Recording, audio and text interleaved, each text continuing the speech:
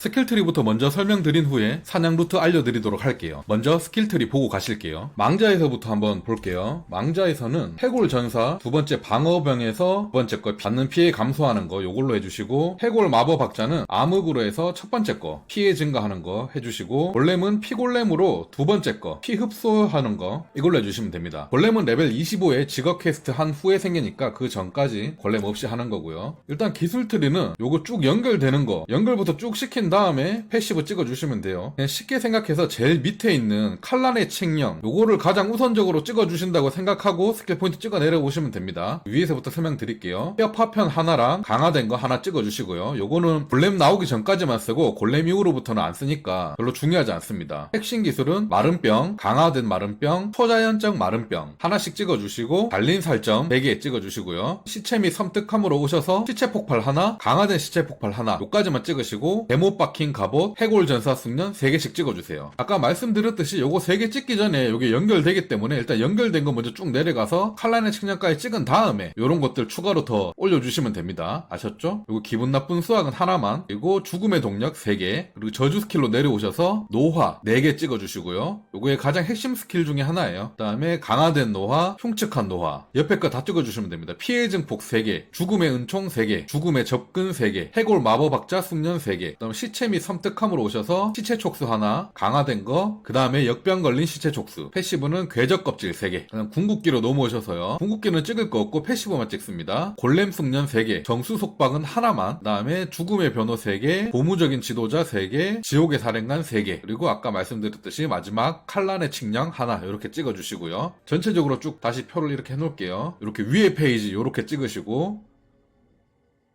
아래 페이지 이렇게 찍으시고,